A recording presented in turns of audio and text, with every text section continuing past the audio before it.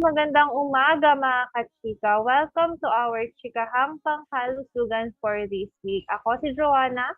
At ako si Denise at kami ang inyong mga kasama sa araw na ito. Yes, sa ating mga tagapakinig, naway nasa maganda at malusog na kalagayan kayo ngayon.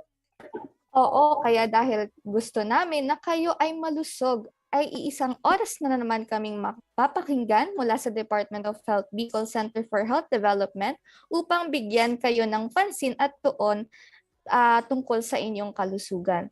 Ngunit bago yan, alamin muna natin ang latest mula sa DOH.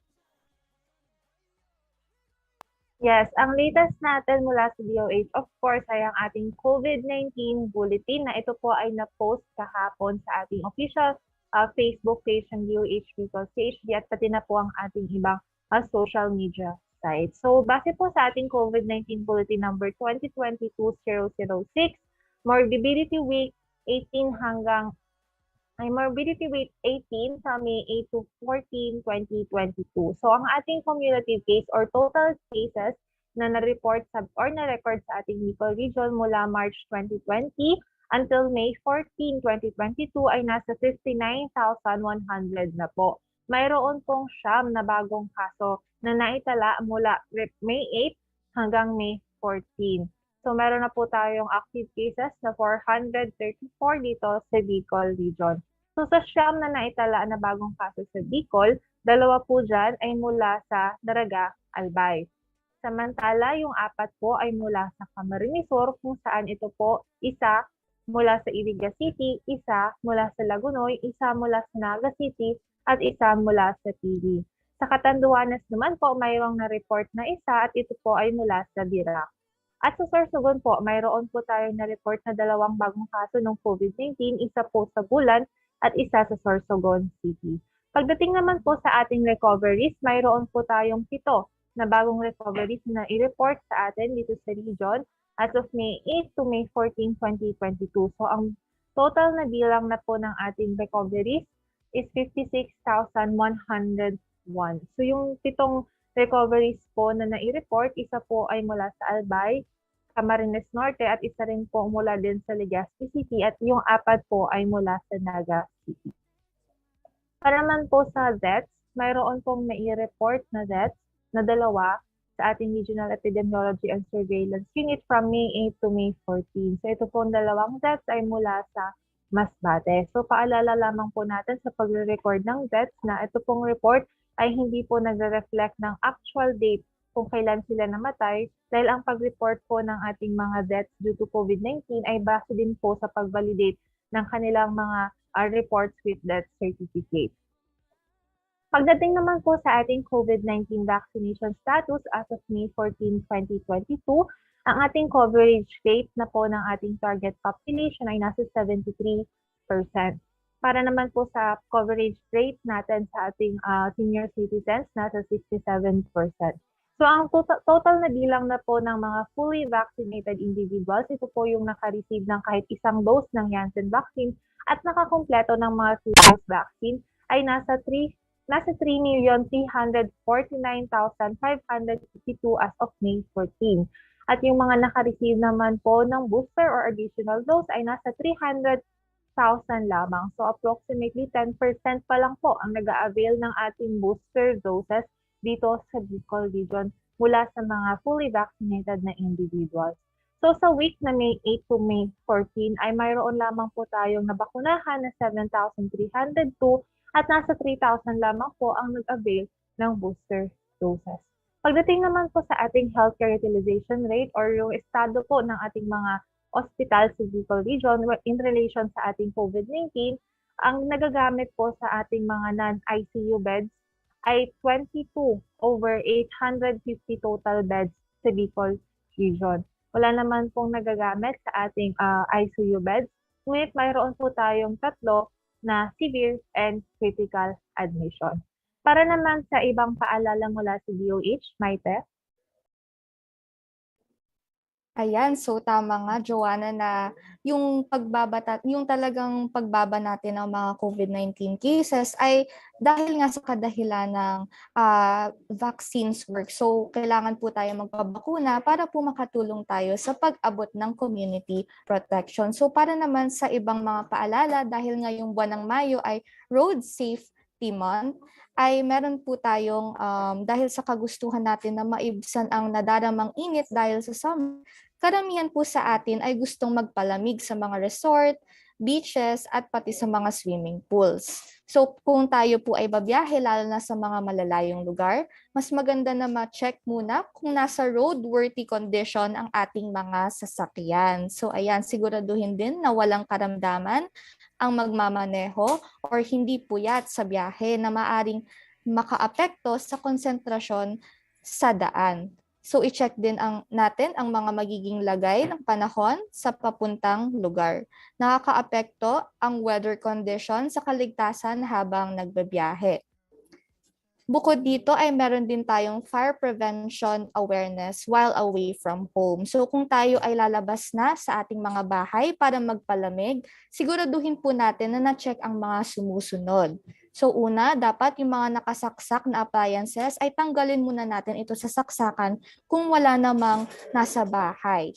Pangalawa, nilulutong pagkain po ay dapat patayin muna natin ang ating stove at i-off ang main valve ng LPG tank para masigurado na maiwasan natin ang mga apoy. So ayan po, meron din po tayong, bukod po dito sa mga nabanggit, meron din po tayong ticketing vaccination days every Thursday and Friday po. So sa May 25 at 26 po, magsisimula ang ating ticketing vaccination days. Bukod po dito, meron po tayong Bakuna Wednesday para rin po sa ating mga ticketing, at itong Bakuna Wednesday at ticketing vaccination days ay para po makakuha ang ating mga chikiting, mga babies ng kanilang mga routine vaccines kapag schedule na po nila. So makipag-ugnayan lamang po tayo sa ating mga LGU at sa mga health center po para makakuha po ng ating mga routine vaccines po para sa ating mga chikiting.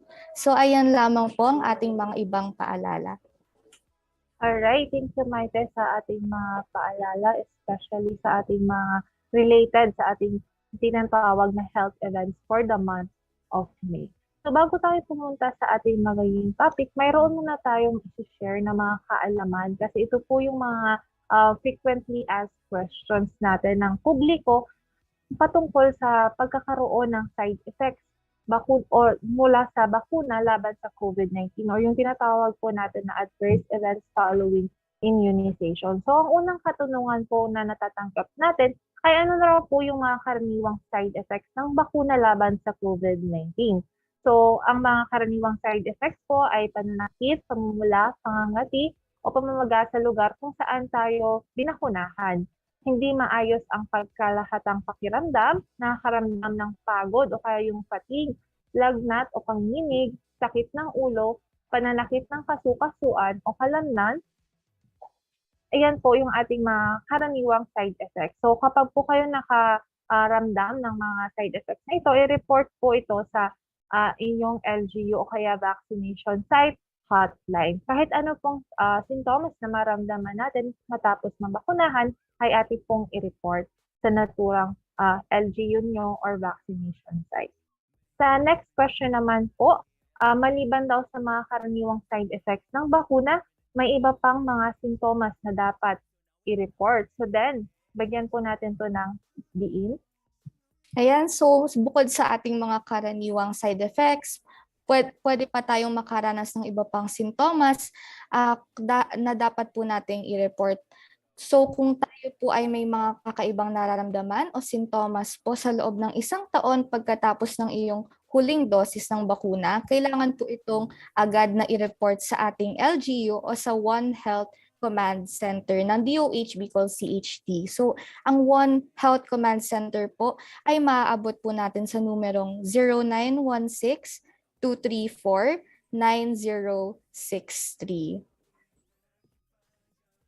So ulitin ko lang po, 0916-234-9063. So bakit nga ba tayo nakakaranas ng mga side effects matapos mabakunahan. So, yung mga side effects po na naranasan natin ay dahil ito ay senyales na nagsisimulang immune response ng katawan dahil sa bakuna ng laban sa COVID-19. So, karaniwang mawawala ang mga sintomas na ito sa loob ng 1 hanggang 3 araw. So, ano pa ba yung mga maaari nating gawin para mabawasan ang sakit sa lugar ng pag-injection? Yes, so kanina na-mention nga natin na ito po ay isa sa karaniwang side effects matapos mabakunahan. So ano ba yung maaari natin gawin sa ating bahay lamang kung tayo ay makaranas ng sakit sa lugar kung saan tayo na-injectionan? So mag-apply lamang po tayo ng cold compress, malinis, malamig at basang tela sa parte po kung saan tayo binakunahan at ehersisyo po at banayad na galawin ang braso na nabakunahan. So ano nga po ba yung iba pa nating dapat gawin kapag tayo ay nakaranas ng lagnat at sakit sa brasong tinurukan ng bakuna? Una po, tandaan po natin na uminom po ng maraming tubig, magpahinga, kumain ng balancing diet, at uminom po ng paracetamol ayon sa abiso po ng inyong healthcare worker. Para naman sa iba pang katanungan na na-receive natin, Dan? Ayan, so sa ibang mga katanungan natin ay ito rin saan maaring pumunta kapag nakaramdam ng side effects. So kapag nakaramdam po tayo ng side effects, maaring pumunta sa pinakamalapit na ospital o health center. Maari rin po tayong tumawag sa ating LGU hotline o sa One Health Command Center kung tayo po ay may ibang nararamdaman pagkatapos mabakunahan. So karaniwang tanong din if may bayad nga ba ang pagpunta sa ospital kapag nakaramdam ng hindi pangkaraniwang side effects. So, gusto lang po namin na malaman nyo na libre po ang mga serbisyong pangkalusugan kaugnay sa AEFI o mga side effects po kung pupunta sa government-owned facility. Meron din po tayong mga private hospital na mayroong MAIP o Medical Assistance to Indigent Patients. So abangan po ang yung mga post natin sa ating official Facebook page ng DOH Bicol CHD upang malaman po yung mga ospital na may MAIP po sa iba't ibang provinces po sa Bicol region. So bukod dito, meron din po tayong One Health Command Center na maaring tawagan po sa 0916-234-9063 0916-234-9060. Ang tatawagan po ang One Health Command Center para po kung may maranasan po tayong side effects ay dito po tayo maaaring mag-report. So hanggang kailan dapat ba nating i-monitor ang ating mga sarili matapos mabakunahan, Joanna? Yes, oo. Para naman sa mga nabakunahan na kung mapansin niyo, merong binibigay ng mga booklet ang ating mga vaccination site. At nakalagay nga doon yung dates or yung mga kailangan natin ilagay na mga sintomas really. So, kailangan po natin i-monitor ang ating sarili sa loob ng 1 taon matapos po nating ma-receive yung huling doses ng bakuna laban sa COVID-19. So, kung ikaw po ay may kakaibang nararamdaman o sintomas, kahit ano pong sintomas, ay kailangan pa rin po natin itong i-report sa inyong LGU kahit nasa One Health Command Center na sinabi po kanina ni Maite. So kahit ano pong sintomas na maramdaman natin sa loob ng 1 taon, ay kailangan po natin itong i-report. So yan lamang po ang mga karaniwang katanungan na na-receive natin mula sa side effects o kaya sa AEFI or adverse events following immunization. So ngayon po dumako na po tayo sa ating magiging topic for today. So bibigyan po natin ng halaga yung kalusugan natin sa gitna ng pandemya. So magkakaroon po tayo ng 2 topic sa chikahang pangkalusugan at uunahin po natin yung mga paraan kung paano magiging healthy kahit may pandemya. At mapakinggan po natin dito ang ating head ng Non-Communicable Disease Cluster na si Dr. Monray Isaiah Mancilia. So wag na po nating patagalin pa at pakinggan na po natin si Doc Monray. Diyos marhay na aldaw o banggi sa Indogabos, ako po si Dr. Monray Mancilia at ngayon po pag-usapan po natin kung papaano magiging healthy o malusog kahit po may pandemya. Lagpas 1 taon na po tayong nasa pandemya at nakikita natin sa mga datos na meron pa din pong mga kaso ng COVID-19 na taitatala. Sa kabuuan, as of October 20, 2021, nakapagtala na po tayo ng lagpas 2.7 milyon na kaso ng COVID-19 at meron na ding kabuuang lagpas 40,000 ang namatay mula sa COVID-19. Kaya naman po, sa mga nakaraang araw, buwan at taon, ay nakatutok po ang atensyon at efforts natin para makontrol at kung pwede ay matapos na ang COVID-19 pandemic. Pero, hindi lamang po COVID-19 ang sakit na pumapatay sa mga Pilipino. Ayon po sa datos ng Philippine Statistics Authority o PSA, ang top killers na sakit ay ang mga non-communicable diseases o yung mga sakit na hindi nakakahawa, ngunit ito ay ang mga hindi nakakahawang sakit, katulad po ng pagbara ng ugat sa puso, o kaya pagbara ng ugat sa utak, o kaya pagdurugo sa utak, cancer, diabetes. Mas mataas po ang mga naitatalang kaso ng sakit na ito compared sa COVID-19. Dahil mas madami pala ang namamatay sa sakit na ito, kailangan din pala natin itong bigyan ng pansin at tuon. Ngunit, paano nga ba at ano nga ba ang kailangan gawin para dito?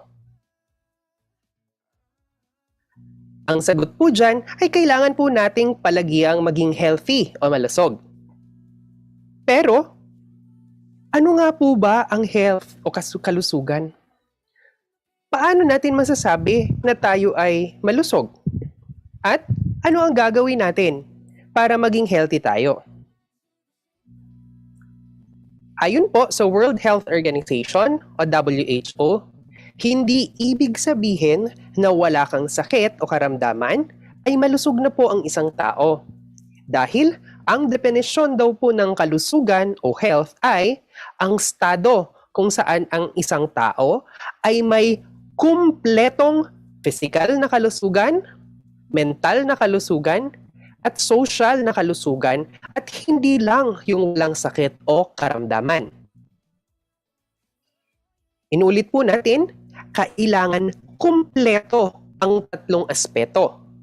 Nandyan po ang una, physical, pangalawa, mental, at pangatlo, social na kalusugan ng isang tao para masabi na ang tao na yon ay malusog. Ngunit, ano nga ba ang ibig sabihin ng mga aspeto na to? Masasabi na ang isang tao ay may physical na kalusugan kung siya po ay nakakagawa ng mga gawaing pang-araw-araw. Ibig sabihin, kung ang pang-araw-araw na gawain tulad ng pagkain, pagligo, paggamit ng toilet, pagbihis at iba pa ay kayang gawin ng isang tao na hindi nakararanas ng anumang hirap, ibig sabihin po nito, ang tao ay may physical health at positibo po siyang nakakagawa ng kanyang mga physical na mga functions. Ang mental well-being naman po ay pagkakaroon ng positibong emosyon at mood ng isang tao. Ibig sabihin, may pakiramdam na masaya, na kontento sa estado niya ang isang tao. Kasama na din po dito na dapat walang negatibong emosyon na nararamdaman ang tao, tulad ng matinding pag-aalala, pagkabahala at pagkalungkot. Well, normal makaramdam po ng pag-aalala, pagkabahala at pagkalungkot, ngunit dapat ito po ay magre-resolve after some time, tulad po ng let's say 2 linggo. Kasi kapag tumagal po ang ganitong negative emotion, nung magpas na buwan na, taon na, maaring hindi na po tayo emotionally healthy. Ang social well-being naman po ay ang kakayanan ng tao na makihalubilo at mag-maintain at gumawa ng mga bagong ugnayan sa ibang tao. Kasama po dito ang kakayanan ng isang tao na mamuhay ng masagana at payapa sa loob ng kanyang community na ginagalawan. Sa ibang salita, maaari nating sabihin na ang well-being ay estado po kung saan may pakiramdam ang isang tao na puno at sapat ang kanyang enerhiya at may kakayanan po siya para magpatuloy sa buhay at gumawa ng magagandang gawain. Ngunit ngayong COVID-19 pandemic, healthy po kaya tayo? Malusog po kaya tayo?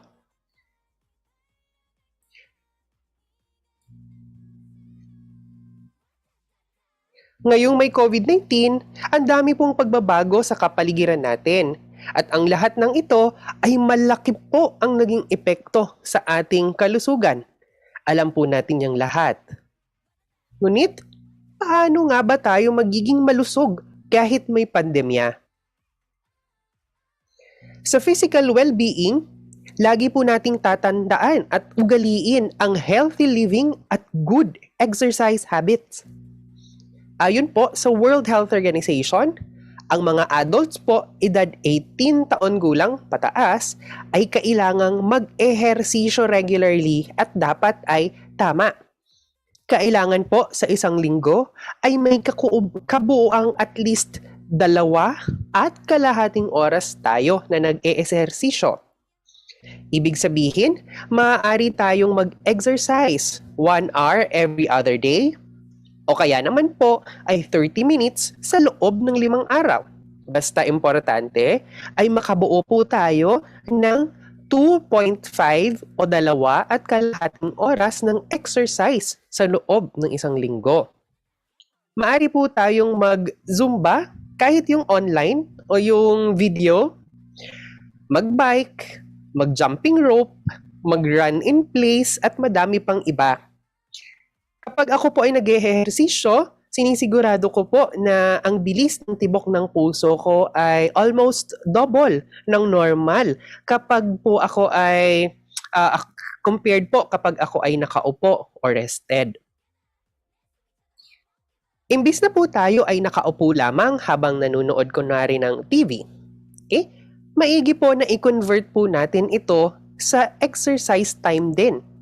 Sabi nga po nila, galaw-galaw at baka po tayo ay ma-stroke. Okay? So, galaw-galaw para makaiwas sa stroke. So, imbis na po nakaupo lang tayo, maaari po tayong gumawa ng mga basic exercises tulad po ng leg raise o yung tinataas lang po natin yung paa natin habang nakaupo. Maaari po kayong mag-push up habang po nakaupo po kayo. At yung curl up, well, madami po tayong iba't ibang mga exercises na magagawa kahit nakaupo lamang po. Okay? Ito ay maaari nating gawin habang nanonood ng TV at may mga commercial break lang naman. Kailangan din po sa healthy living na dapat sapat at kumpleto po ang ating kinakain. Ugaliin po na may go, grow at glow foods tuwing tayo ay kakain. Kailangan po natin ang mga sustansya mula sa mga pagkain na to para maging malusog. Dapat po, kalahati po ng pinggan o ng serving na kakainin po natin sa araw na yon ay glow food. Halimbawa po nito ay ang mga gulay at prutas. 1/3 naman po ang go foods tulad po ng rice o ng pasta o bread. At ang natitirang bahagi naman po ay ang grow foods. Halimbawa po nito ay ang isda, beans, karne at iba pa. Kailangan po sapat din ang tubig na iniinom natin sa buong araw. Dapat sapat at kumpleto ang ating kinakain. Umiwas din po tayo sa pagkain ng matataas ang kolesterol. Ayon po sa isang article na nabasa ko po mula sa Harvard University, kailangan pong i-practice natin ang 7 practices of mindful eating. Kailangan po kumain tayo ng mabagal para malasa po natin ang mga sangkap. Kapag po kasi nalalasahan natin ng maigi ang pagkain, kasama po dito yung reaksyon ng katawan na nagiging masaya at nasasatisfy po tayo. Kailangan din po na tama ang oras ng ating pagtulog. As much as possible, dapat po gabi tayo matulog at dapat makumpleto po natin ang 7 to 8 hours ng tulog gabi-gabi. Gawin po nating regular ang pagtulog. Kung 10 ng gabi po, as much as possible, ay sa mga susunod na araw at araw-araw or gabi-gabi rather, ay dapat po lagi pong 10 p.m. po tayo matutulog para masanay po yung katawan natin. Umiwas din po tayo sa mga large meals at pag-inom ng alcohol at kape hours before po tayo makatulog. Ito ay para po mas maigi po at mas masarap po yung magiging tulog po natin. Umiwas po sa paggamit din ng mga electronic device or gadgets 1 oras bago po matulog. Lalo na po yung mga gadget na meron pong mga blue light. Ang ibang mga tips po ay nakalista din po sa slide na ito. Kasama po sa healthy living ay ang pag-iwas po at hindi paninigarilyo para makaiwas po tayo sa mga top killers na sakit dito sa ating bansa. Umiwas din po tayo sa pag-inom ng mga alcoholic beverages. Umiwas sa mga high-risk na sexual behaviors tulad ng multiple sex partners at unprotected po na sexual intercourse. At kailangan umiwas din po tayo sa mga risky behaviors katulad na po ng pagdadrive kahit nakainom at syempre iba't iba din pong mga risky behaviors. Para naman po sa mental wellness, maigi po na magkaroon tayo ng personal time o selfie time. At least po dapat meron tayong an hour in a day para naman po makalayo tayo o maka-escape muna tayo sa pressures sa work o sa paligid po natin. Gawin ang mga activities po na magpapasaya sa'yo. Maaari pong gardening, pagbabasa po ng libro o kaya nobela, pagpapamassage po, hiking, cooking, games, at iba pa. Maaari din po tayong mag-meditate o mag-deep breathing exercises or techniques. Ito po ay pamamaraan para ma-relax po tayo. Kung sa anuman pong kadahilanan, ay kailanganin po natin ng makakausap o tulong mental, may mga health workers po tayo na maaring magbigay ng tulong ukol dito. Sa social well-being naman po, kailangan nating ituon ang ating mga aksyon para makabuo po tayo ng positibo na interaksyon at relasyon sa ibang taong nakapalibot sa atin. Magagawa po natin ito sa pamamagitan ng palagiang pagpapasalamat sa maliit man o sa malaking tulong na ginagawa ng iba. Mas piliin po natin ang pagiging kind, compassionate, caring at loving para po sa iba. Lahat po kasi tayo ay may pinagdadaan ng hirap. Kaya po, piliin po natin na maging tulong at hindi na po yung dagdag pabigat sa nararamdaman ng iba. Nang sa gayon po, ay ganun din ang matatanggap natin mula sa iba. Kailangan po ng work and life balance. Kaya naman, kapag may pagkakataon, pagtuunan din po natin ang mga bagay na makakatulong sa paghubog at pag-aalaga sa sarili. At syempre, kailangan po natin sundin at ugaliin ang Bida Plus solusyon para po mayroon tayong dagdag proteksyon sa kumakalat na COVID-19 virus. Bawal po ang walang mask at face shield. Kailangan po palagiang nagsasanitize ng ating mga kamay at umiwas po tayo sa mga kulob na lugar. Kailangan po dumistansya ng at least 1 metro at limitahan ang pisikal na interaksyon sa iba at alamin po natin ang tamang impormasyon. Bukod po dyan, kailangan po suportahan po natin ang mga FDA-approved na bakuna. Magpabakuna po tayo, pabakunahan po natin ang ating mga kamag-anak, kaibigan at kasama sa ating pamayanan. At syempre po, kailangan po mag-advocate po tayo para maka-impluwensya po tayo na ang lahat ay mabakunahan nang sa gayon po ay may tsansa po tayong wakasan na ang ating COVID-19 pandemic. Maraming salamat po sa inyong pakikinig. Sana po ay may natutunan kayong bagong kaalaman. Para po sa ibang mga video, maaari po kayong manood sa NIP Bicol sa YouTube. Salamat po, Diyos mabalos tabi. Salamat sa bakuna. Ang malalang sakit, kinakaya na. Ang mga ospital, nakakahinga pa. Nababawasan din ang kaba at dumadami ang mga muling pagkikita. Pero para patuloy tayong maprotektahan, booster naman ang kailangan. Dagdagan ang bisa ng bakuna para dagdagan ang mga makabagong bukas. Palakasin ang kinakailangang ingat para tuluyang makaangat ang lahat. Ingat-angat, bakuna lahat. Kamusta ka na? Grabe no, halos 2 taon na tayong ganito. Pero bilibre naman ako sa mga nagawa natin. Ang pagmamask, bahagi na ng araw-araw. Mas malinis at maingat na rin sa ating mga galaw.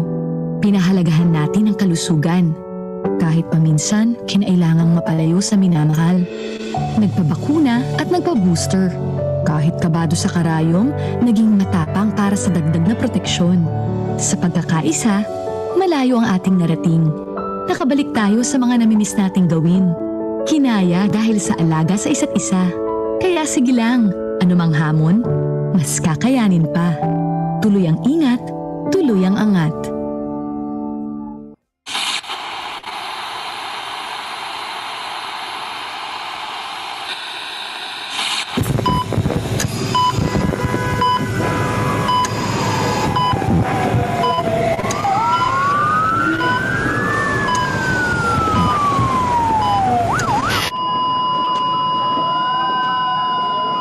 Isa, dalawa.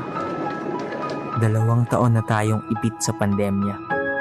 Pandemyang ramdam ang tagal ng panahong inagaw sa atin. At hindi nawawala matapos ang pumikit, pikit, pahingang mailap at isang biyayang bihira para sa manggagawang pangkalusugan. Na buhay nila ang itinataya kapalit ng buhay ng iba. Buhay ay binuwis para sa bayang naghihirap. Naghihinagpis sa ilalim ng bigat ng COVID-19. 2 taon na ang lumipas nang harapin ng ating mga health workers ang kalabang hindi nakikita, hindi tinatablan ng bala.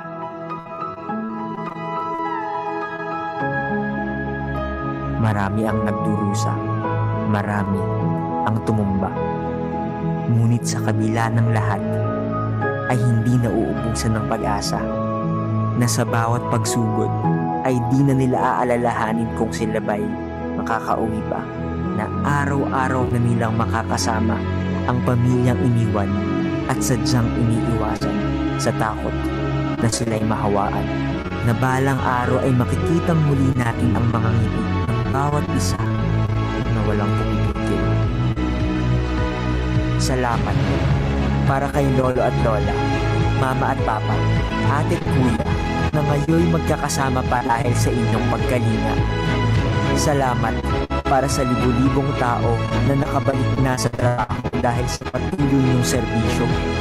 Salamat para sa mga batang ngayon nasisilayan na ang ganda ng mundo dahil sa inyong sakripisyo. Salamat.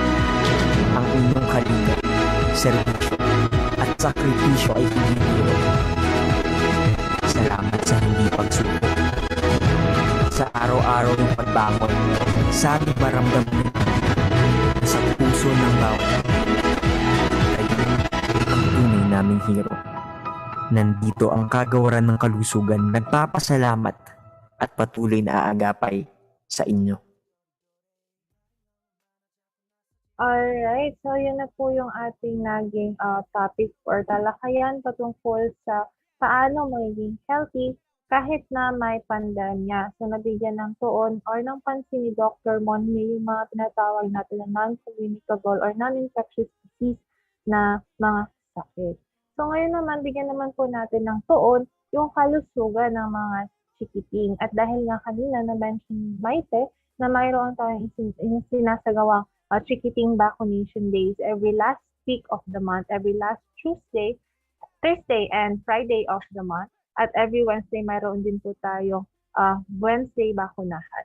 So ngayon po, mapapakinggan po natin si Dr. Arlene Pabustan Calleja, isang pediatrician po mula sa DRTPH upang sagutin yung mga karaniwang katanungan patungkol sa routine immunization.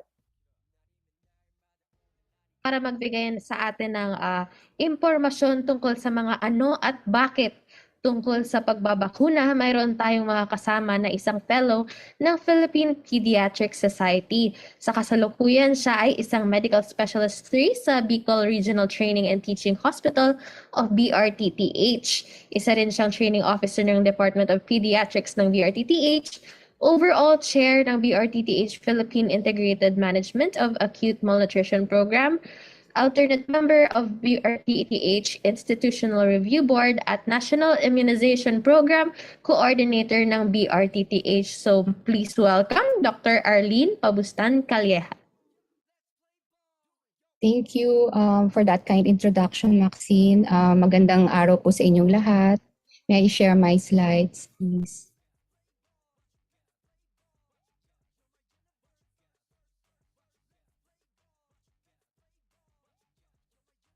So, ngayong umaga po, ang tatalakayin ko ay ang mga ano at bakit tungkol sa pagbabakuna.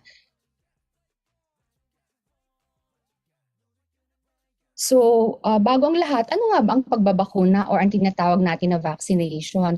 Ito ay yung mismong pagtuturok or pagbibigay ng vaccine or bakuna sa isang individual upang ito ay magkaroon ng immunity or protection laban sa mga infectious diseases kagaya ng nakikita natin sa litrato sa kaliwa. Ano naman ang immunization? Usually kasi napagbabaliktad ang salitang immunization at saka vaccination. Ang immunization ay ang proseso kung saan ang isang individual ay ginagawang immune or magkaroon ng kakayanang labanan ang isang infectious disease sa pamamagitan ng mga vaccines or bakuna. Ano nga ba ang nagagawa ng mga bakuna or mga vaccines? Sinasanay ng mga ito ang ating immune system upang lumikha ng mga antibodies na lalaban sa mga virus or bacteria. Naglalaman lamang ang mga ito ng mga inactive or pinahinang klase o yung tinatawag na weakened or attenuated na mga virus or bacteria na walang kakayanan mag-cause ng karamdaman o ng mga infection at ng mga, of course, ng mga komplikasyon na dulot ng mga infection na ito. So, ang ginagawa lamang nila ay upang mag-develop tayo ng mga antibodies laban sa mga virus or bacteria. At sa ngayon, patuloy at pa rin ang pananaliksik o research sa paggawa ng iba pang mga klaseng bakuna bukod sa kung ano na ang meron natin ngayon, kagaya na lamang ng bakuna laban sa Ebola or sa malaria. At ang bawat bansa ay may mga lista or may mga list ng mga recommended vaccines na kailangan ibigay sa mga mamamayan nito. Sinabi na ito kanina ni Dr. Tejano at mamaya ay uulitin ko ito. Isa pang, ano bang mga kahalagahan ng mga pagbabakuna? Bakit nga ba kailangan ito? Bakit natin kailangan i-emphasize ito ngayong World Immunization Week? Ang pagbabakuna ay nagliligtas, ayon sa World Health Organization, ito ay nagliligtas ng milyon-milyon na buhay bawat taon. In fact, sa mga bata, naiiwasan nito ang mahigit na 4 million childhood deaths bawat taon mula sa mga sakit kagaya ng diphtheria, pertussis, measles at influenza.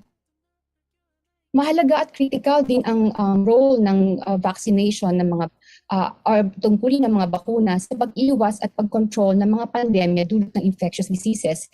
Kagaya na lang ngayong mga panahon ito, importante ang role ng COVID-19 vaccine para masupo na or ma-stop ng COVID-19 pandemic. At ito rin ay isang pangunahin at key or susing pamamaraan sa pagbibigay ng primary health care ng isang bansa sa kanyang mga mamamayan. Tandaan natin na karapatan ng bawat isa sa atin at lalo na ng ating mga anak na mabakunahan. Ano rin ba ang National Immunization Program? Nabanggit na ito kanina ni Dr. Tejano at ni Dr. Desiree. So ito yung dating expanded program of immunization. Dati ito yung tawag dito na itinatag pa noong 1976 ng ating gobyerno sa tulong ng World Health Organization at ng UNICEF. sinisigurado nito na magkaroon ng access sa mga recommended vaccines ang mga bata, mga buntis, senior citizens, at ang iba pang taong may espesyal na sitwasyon. So pangunahing layunin nito ay ibaba ang bilang ng mga nagkakasakit at mamatay dulot ng mga vaccine preventable diseases. At sa ngayon, dati kasi halos 6 lang ang antigens na binibigay ng EPI. Ngayon, meron na tayong 14 na antigens na binibigay ng ating National Immunization Program. At ito ay available para sa mga sanggol, buntis, mga kabataang nasa paaralan, sa grade at school entry, mga adolescents natin, mga matatanda or senior citizen, at sabi ko nga kanina, yung mga tao may special na sitwasyon. So sa aking practice, sa aking daily practice at encounter sa mga pasyente, may mga katanungan, madalas na katanungan akong nare-receive, no? At gusto kong i-share sa inyo ang mga ito at itatry natin sagutin ang bawat isa ng mga ito. So ang unang tanong usually, bakit ako kailangan bakunahan? O ang aking mga anak, gayong kami ay malusog naman, wala naman kami sakit.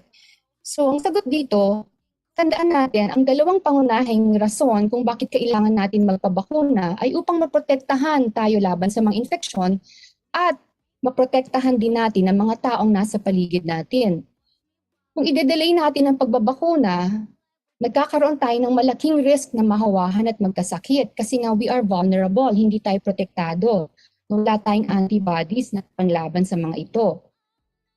Kung tayo naman ay mag-aantay pa na magkaroon ng outbreak, for example, narinig ninyo may outbreak ng measles sa Pampanga, ay hindi naman naabot ang outbreak na yan dito sa Bicol, hindi naman yan tatamaan ng aking anak.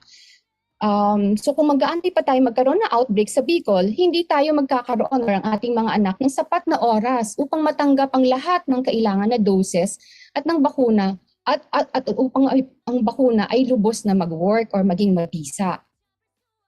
So, in-emphasize ko po dito na siguraduhin na ang lahat ng mga bakuna na maaaring tanggapin ng ating mga anak ay kumpleto at up-to-date ang mga ito. Ang pangalawang tanong, ano-ano ba ang mga bakunang binibigay sa mga sanggol 1 taon pababa? So ito, nakikita natin dito ang child immunization record na binibigay natin sa ating mga pasyente, o kung may mga nakikinig na mga nanay, ito yung mga binibigay sa mga barangay health station. No? Naka-check dito yung mga bakuna na pwedeng ibigay sa mga anak natin mula from birth until 12 months of age. So at birth, binibigyan sila ng BCG at hepatitis B sa hospital pa lang or sa lying in. And then, tigda-3 doses po ng pentavalent vaccine. Ano ba ang pentavalent? Ano ba ang composition nito? Minsan kasi nakakarinig tayo ng mga magulang na ay binigyan po siya ng pentavalent pero hindi nila alam, or minsan yung mismong mga barangay health workers hindi nila kabisado ano ba ang mga laman ng pentavalent vaccine. Penta po meaning 5 antigens, so 5 sakit ang napoprotektahan nito, at ito po yung mga diphtheria, pertussis, tetanus, hepatitis B, at Haemophilus influenza type B. Binibigyan din po ng oral polio vaccine at pneumococcal conjugate vaccine. So itong 3 mga bakunang ito ay binibigay ng 3 beses, 4 weeks apart, starting at 6 weeks, 10 weeks, and then 14 weeks. Sa tuwing 14 weeks or 3.5 months edad ng bata, bukod sa 3 ito, binibigyan pa siya ng isang injection, po yung inactivated polio vaccine. So kung mapapansin ninyo, ay bakit dati 2 injection na lang tas 1 patak. Ngayon na 3.5 months ang anak ko, naka-3 injection siya tapos 1 patak. Yung pangatlong injection po na yun yung inactivated polio vaccine. So tandaan po natin ang mga ito. Then at 9 months po, bibigyan na sila ng ang first dose ng kanilang measles-containing vaccine, at ang second dose po nito ay ibibigay at 12 months of age. Nakikita po natin dito at sinabi na rin kanina na beyond infancy, so bukod sa mga bakuna na binibigay sa mga sanggol, sa mga infants, meron ding mga binibigay sa mga grade 1 students, ito yung TD at isa pang measles-containing vaccine o yung booster 1. Sa mga 9 to 14 years old na mga adolescent na babae, binibigyan sila ng human papilloma virus vaccine. Ito po yung panglaban sa cervical cancer. At sa mga grade 7 na estudyante, yung tetanus, diphtheria, and a booster to of the measles-containing vaccine. So ito po yung available sa ating National Immunization Program. Sa private clinic ko po, may mga nagtatanong, Doktora, maliban sa mga bakunang binibigay sa NIP, ano pa ba ang ibang mga bakuna na maaaring ibigay sa aking anak? Taon-taon po, ang Philippine Pediatric Society, ang Philippine Infectious Disease Society of the Philippines, at ang Philippine Foundation for Vaccination ay nagbibigay ng mga list of recommended vaccines at kung kailan edad ng bata sila pwedeng ibigay. So ang mga additional vaccines po na pwede pang matanggap ng ating mga anak, beyond the vaccines na binibigay sa National Immunization Program ay yung rotavirus vaccine. Dati po available ito pero sa ngayon hindi po siya available sa NIP. Starting 6 months, pwede na rin pong mabigyan ng ating mga anak ng influenza vaccine at ito ay taon-taon. Meron din pong Japanese encephalitis vaccine. Dati ang balita ko magkakaroon na ito soon sa ating NIP din. Meron din pong varicella vaccine o yung bakuna laban sa bulutong at yung hepatitis A vaccine. So ito po yung mga ibang bakuna na maaaring matanggap ng mga bata most probably sa mga private clinic po. No? Ang apat na usually katanungan ng mga nanay, lalo na nung nagkaroon ng kontrobersya tungkol sa dengue vaccine at takot na sila magpabakuna, malamang yun po ang dahilan kung bakit nagkaroon ng mababang rate ng FIC. No? Ang mga bakuna ba ay ligtas? Yun ang kanilang katanungan. So, tandaan po natin na anumang lisensyadong bakuna ay dumaan sa masusing pag-aaral sa bawat phase ng mga clinical trials. Ang mga dalubhasa ay patuloy na minomonitor kahit na-release na po yung vaccine, patuloy pa rin ang pagmamonitor nila ng mga maaaring risk nito sa kalusugan ng tao. Ang pagbabakuna ay ligtas, they are generally safe. Ang mga side effects ng mga bakuna ay kadalasang minor or temporary lamang po. Pwedeng magkaroon ng mga major side effects, subalit ito ay sobrang extremely rare lamang. So tandaan natin na higit na mas malaki ang panganib sa ating kalusugan ng mga vaccine-preventable diseases kaysa sa mismong bakuna. So mas mahalaga ang magpabakuna. Ang panglimang katanungan, anong mga maaaring maging side effect ng mga bakuna sa anak ko? So I've been mentioning about side effects. So ano nga ba itong mga to? Ang mga bakuna ay pwede magkausa ng mga mild side effects kagaya ng lagnat, headache, no, pananakit ng ulo, pananakit ng katawan, at sakit or pamumula sa injection site. Ito ay kusang mawawala matapos ng ilang araw. All we have to do is perhaps give paracetamol for the fever or pain and sa injection site. Ang mga mas malala at tumatagal naman ng mga side effects kagaya ng convulsion or life-threatening allergic reactions ay sobrang napakadalang kagaya po ng sabi ko kanina. So again, pinapatuloy naman ang pagmamonitor ng mga safety ng mga bakuna upang ma-detect ang mga rare side effects ng mga ito. Ang pang-anim na katanungan, ano ang mga kondisyon kung saan kailangan ipagpaliban ng pagbabakuna? So minsan kasi magtataka tayo, ay hindi binakunahan yung anak ko nung dinala ko siya sa center or sa doktor. So may mga medical conditions po kasi kung saan ang ibang individual ay hindi maaaring bakunahan or kailangan mag-antay ng ilang panahon para sila ay mabakunahan. Ito ay yung mga individual na may mga chronic illnesses or gamutan kagaya ng chemotherapy na nakakaapekto sa immune system nila. Ito din yung mga pasyente na nagkaroon ng malubha or life-threatening allergic reactions nung sila ay binakunahan nung nakaraan. No, so pagka nagkaroon ng severe or life-threatening allergic reaction sa isang bakuna, hindi na maaaring ibigay ang bakunang yon sa succeeding doses.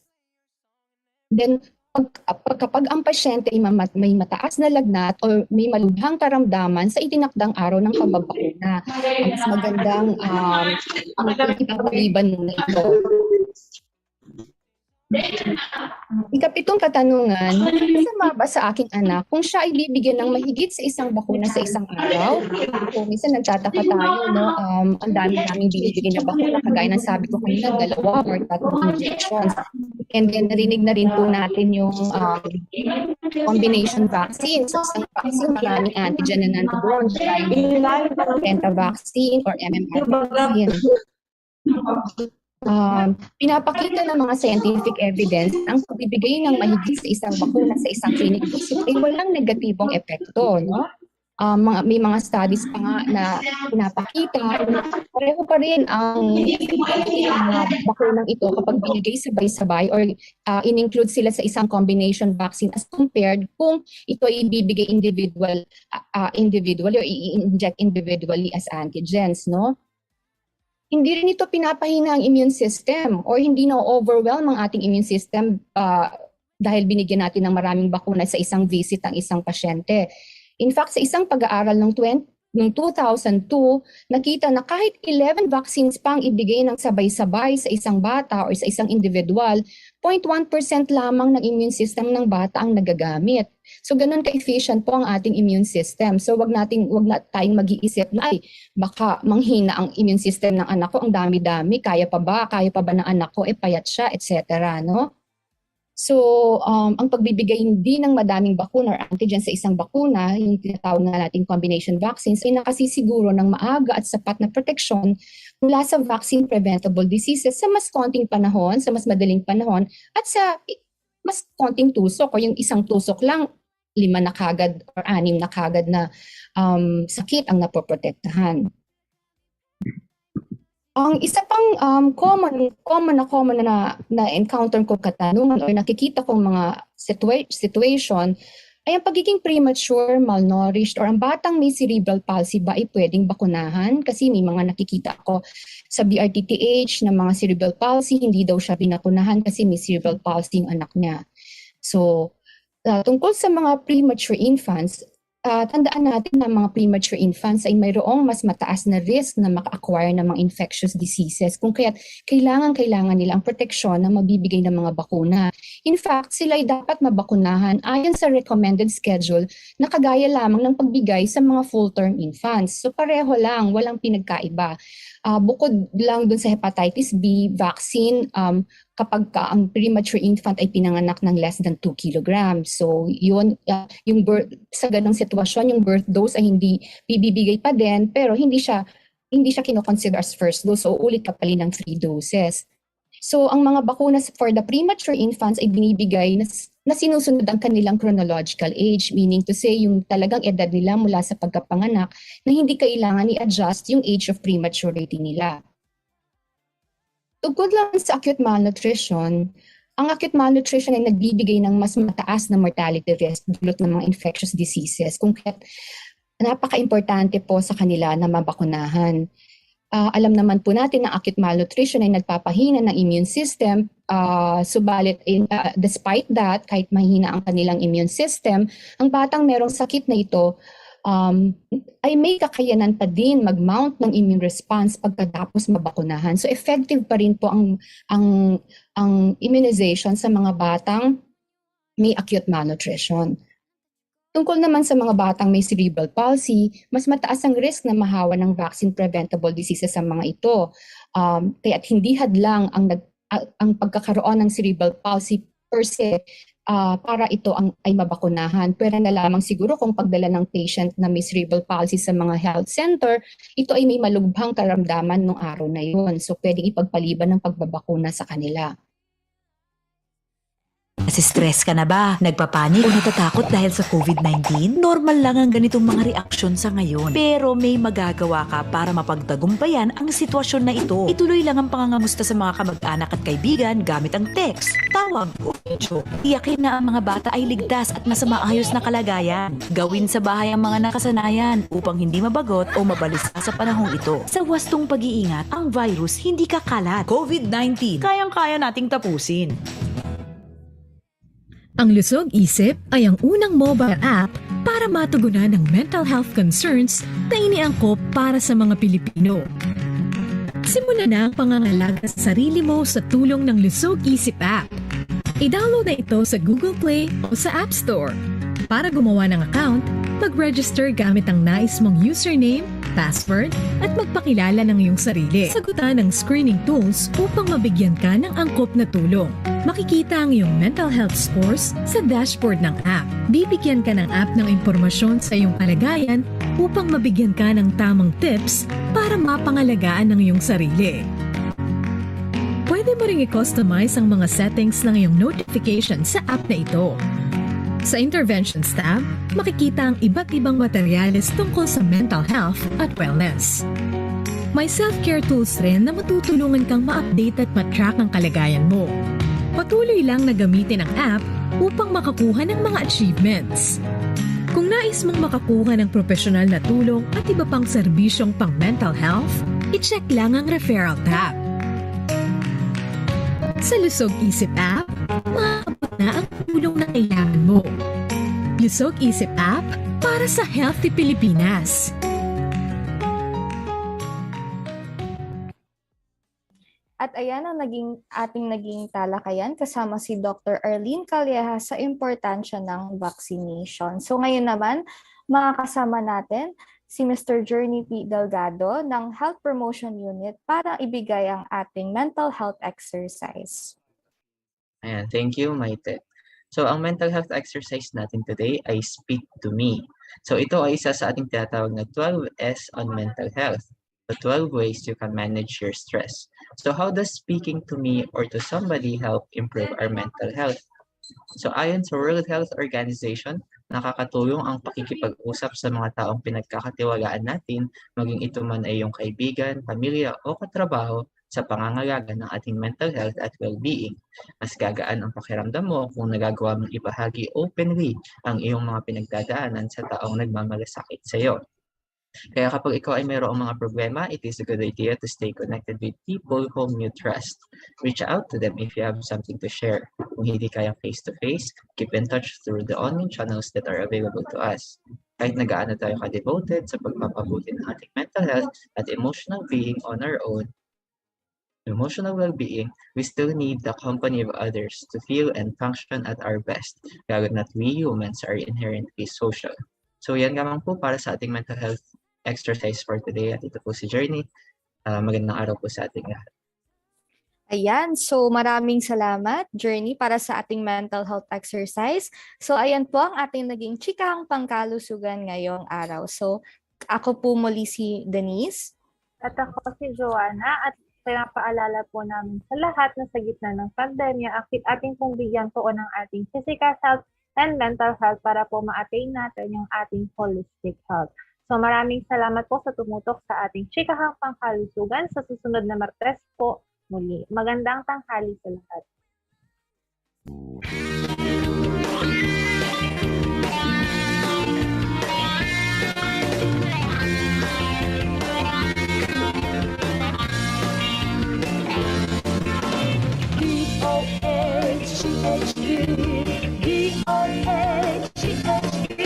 Servisyo saludo ko na ako kinagabos magkarabang magkaigwang maray na salud. DOH may dekalantad na servisyo, magaling dulo ko nagtatawag nagpapadaba. Mga programa nagkasama sinda sa serbisyo, mataw ang solusyon ang mga kahilangan. DOH-CHD, DOH-CHD, serbisyo salud ko nun. Ika ako, kita gabos, magtarabang, magkaigwang maray na salud. Buon sa inalan, ipangakisagod na kita magkakula. Immunization, vaccination, sa to'y kinaon. Mag-ibo paagi, maiwasan ambisyon. Regular na check-up at kaibuhan. DOH-CHD, ehersisyo sa ludikono. Ako, itagabos, magkarapang magkaigwang maray na salud. Balanseng magkaong tamang katulog, ehersisyo magsumba, magpagipil magtimba, dapat kitang magmano, magpatisipan. Ano man sa tindang relihiyo, natinda sa buhay, mga pagiramdam lamang ini para iwasan lang. Kita magtarabanan sa programa kang Department of